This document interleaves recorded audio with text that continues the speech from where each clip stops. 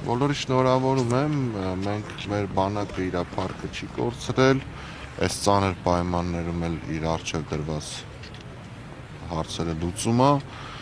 պետք է ամեն ինչ անենք ամբողջ ազգով, որպեսզի կարողանանք հետ բերենք մեր կորցրածը, արժանի լինենք այն տղեկին, ովքեր հիմա այստեղ պառկած են։ Ըստ ձեզ կան այս պահին բանակում բացեր եւ ինչպես պիտի այդ բացերը լրացվեն, ինչպես պիտի հաղթահարվեն։ Բանակում բացերը կարելի է մի քանի օր պատմել դրա մասին, ես ինքս անընդհատ կապ ունեմ, տարբեր դիրքերում ինչեր է կատարվում, բաց մամուլով էլ տեսնում եք շատ հաճախ նույնիսկ մեր իմ հայակվեի գործընկերները խոսում են շատ հաճախ խնդիրների մասին, առաջին քայլը պատրաստվել հունիսի 7-ի ընտրություններին, փոխել իշխանությունը, որպեսզի դրանից հետո կարողանանք տանք բանակին են, ինչ որ իրականում անհրաժեշտ է, ոչ թե խոսքեր, այլ գործնական, որպեսզի հետագայում բանակը իր առջև դրված էլ ավելի մեծ խնդիրներ լուծի։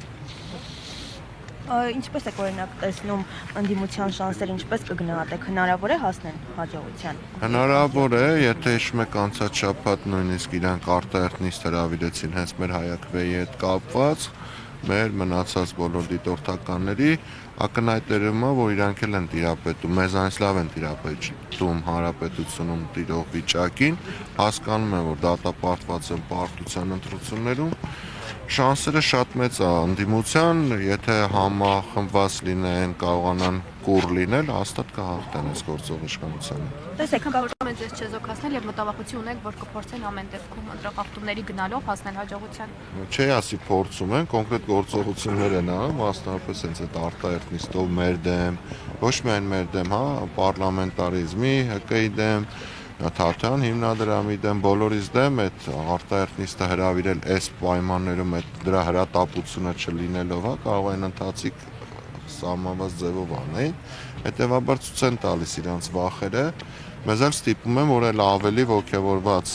աշխատենք, բնականաբար կաշխատենք այնպես անել, մենք մեր ուղերձը տվել ենք, որ պետք է համախմբված լինենք ընտրություններին ու հաստատ ամեն ինչ կանենք, պատրաստ է հայակվեն, լինի այդ պլատֆորմներից մեկը, որ ընդդիմությանը համախմբի։ Մի քանի օր առաջ ներողություն հայտարարեց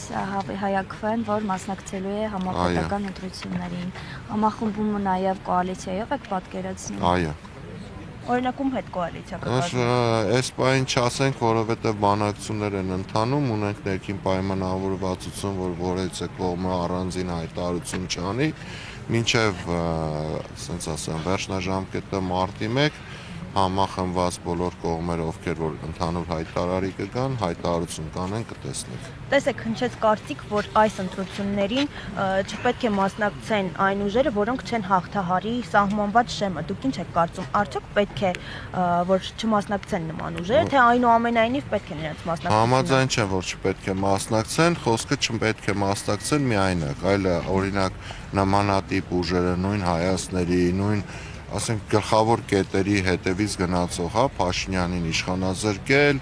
ազգային պետության վերականգնում, այդպիսի գաղափարներ ունեցողները պետք է համախմբվեն, որովհետև չկա ուժ, որ իր հետևում մի քանի 100 կամ մի քանի 1000 մարդ չունի, հետևաբար բոլորը պետք է միանան իրար։ Շնորհակալություն։ Ձեզ շնորհակալ։